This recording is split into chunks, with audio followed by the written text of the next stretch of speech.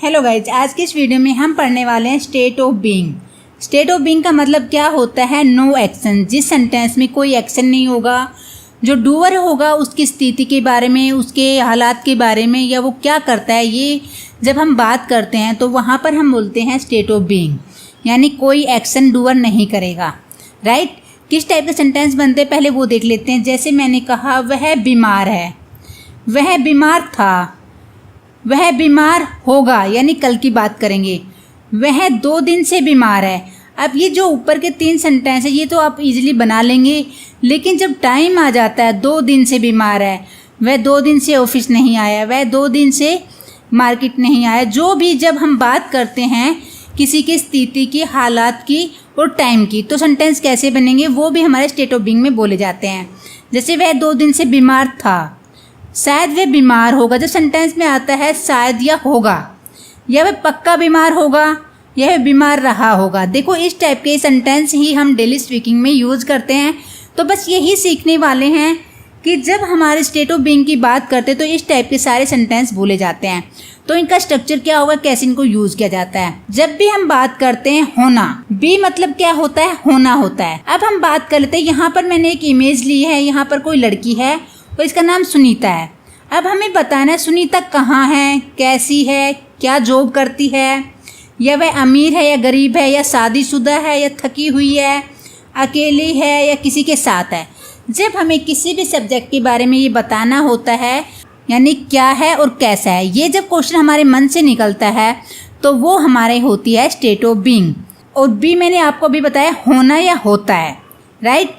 तो इन सब के लिए हम एक यूज करते हैं वर्ड बी। बी का मतलब होना होता है। तो जब हम प्रेजेंट की बात करते हैं तो उसके लिए हम यूज करते हैं, बी की फॉर्म क्या हो जाती है? इज, एम, आर, और मतलब क्या है। पास्ट की बात करते हैं तो वॉज और वर, और इसकी सेंस क्या होगी? था। विल बी के लिए यूज करते हैं फ्यूचर में होगा। राइट? ये तीनों सिचुएशंस तो आपको पता है। लेकिन जब हैज़ बीन, हैव बीन आ जाता है और हैड बीन आ जाता है, उसके साथ टाइम आए, अगर हम प्रेजेंट की बात करेंगे तो हैज़ बीन और हैव बीन का यूज होगा। और किसी टाइम से मैं हूँ, अगर किसी टाइम से था की बात करें तो हम हैड बीन का यूज करेंगे। राइट? अगर हम बात करते हैं मे बी की, माइट बी, मस्ट बी, जब हम कहते होगा, could be, would be, should be, अंदाज़ा लगाते हैं कि वह कमरे में होगा, वह ऑफिस में होगा, वह स्कूल में होगा, वह घर पर होगा। जब भी हम अंदाज़ा लगाते हैं उनके लिए हम इन मॉडल वर्ब का यूज करते हैं। राइट? तो इनके बाद में क्या आ जाता है? बी। बी का मतलब क्या होता है? होना। अगला यूज है हमारा मे हैव बीन, यानी मॉडल वर्ब मे के साथ हैव बीन आ जाता है तो हमारे सेंटेंस की सेंस क्या होगा? रहा होगा। जैसे मैंने कहा वह बिजी रहा होगा, वह व्यस्त रहा होगा, वह घर पर रहा होगा, वह कहीं गया होगा, यानी कि जो भी रहा होगा। इस टाइप के सेंटेंस की सेंस आएगी तो आपने हैव के बाद बी का यूज कर देना है। राइट? यानी मे हैव बीन आएगा और माइट हैव बीन आएगा, यहाँ पर बीन का यूज होगा हमारा। मस्ट हैव बीन आएगा यहाँ पर, और यहाँ शुड हैव बीन आएगा। तो उनके सेंस क्या होगी? रहा होगा। राइट? ये भी आपको सिचुएशन समझ में आ गया। अब हम बात कर लेते हैं टॉपिक पे। जैसे पहला सेंटेंस मैंने लिया, मैं व्यस्त हूँ, तो आप इजीली बना लेंगे आई एम बिजी। अगर मैं व्यस्त था, आई वॉज बिजी। कल मैं व्यस्त रहूँगा, यानी फ्यूचर की बात है, तो आई विल बिजी। वह 2 दिन से व्यस्त है। अब देखो यहाँ पर है की बात है तो प्रेजेंट की बात है, और मैंने प्रेजेंट में आपको क्या बताया था? हैज़ बीन और हैव बीन। और यहाँ पर हमारा सेंटेंस में जो डूअर है वो क्या है? डूअर नहीं कह के हम कहेंगे सब्जेक्ट, क्योंकि जो ही है वो काम नहीं कर रहा है, तो ही के साथ हम क्या लगाएंगे? Has been busy for 2 days। अगर हम था की बात करेंगे तो यहाँ पे आ जाएगा हैड बीन। जैसे ही has been busy since morning, यानी कि जब हम निश्चित समय की बात करेंगे तो सिंस का यूज करेंगे, अनिश्चित समय की बात करेंगे तो हम फॉर का यूज करेंगे। राइट? तो नेक्स्ट सेंटेंस हमारा वह 2 दिन से व्यस्त था, तो यहाँ पर क्या लगाएंगे हम? Had been. यहाँ पर क्या आ जाएगा? हैड बीन आएगा। Right? He had been busy for 2 days। अब अगला सेंटेंस है वह बिजी होगा। अब होगा हम अंदाज़ा लगा रहे हैं, तो अंदाज़ा हम 3 ही वर्ड से लगाते हैं, या तो मे से, या माइट से, या मस्ट से। अगर आपका अंदाज़ा 100% है तो आप मस्ट का यूज करेंगे। अगर आपका अंदाज़ा 10 to 20% है तो आप माइट का यूज करेंगे, और 50-50 अंदाज़ा है तो आप मे का यूज करेंगे। तो ही मस्ट बी बिजी, यानी कि पक्का पता है आपको बिजी होगा। ही मे बी बिजी आप कहेंगे 50% आपको पता है कि वो बिजी होगा। अब यहाँ नाम मात्र आपको पता है ही माइट बी बिजी, यानी कि नेगेटिव फॉर्म में है, 10 to 20 आपका अंदाजा है, राइट। तो आप होगा के सेंस में आप इस टाइप के सेंटेंस बनाएंगे। जैसे अगला सेंटेंस है वह बिजी रहा होगा। तो देखो होगा के लिए हमने मॉडल वर्ब के साथ बी का यूज किया, रहा होगा इसके लिए हम क्या लगाएंगे, हैव बीन, राइट। तो he must have been busy, यानी कि 100% आपको पता है रहा होगा। He may have been busy, यानी कि यहाँ पर आप 50% श्योर हैं। अगर आप नेगेटिव सेंस में जाते हैं यानी कि माइट भी आता है तो माइट हैव बीन आ जाएगा, ओके। जैसे उसे व्यस्त होना चाहिए, अब यहाँ पर आगे चाहिए, होना चाहिए, तो होना चाहिए के लिए हम यू क्या लगाते हैं, शुड, और होना चाहिए के लिए हम हैव बीन लगा देंगे। उसके बाद हम जो भी है वो जिस कंडीशन में हम वो लगा देंगे। तो सेंटेंस क्या हो जाएगा, he should have been busy, right. जैसे एक मैंने यहाँ पर नाम लिया सोनू, उसके बारे में आपने बताना है। अब वह कमरे में होगा, अब होगा आया तो क्या लगाया हमने, मस्ट बी।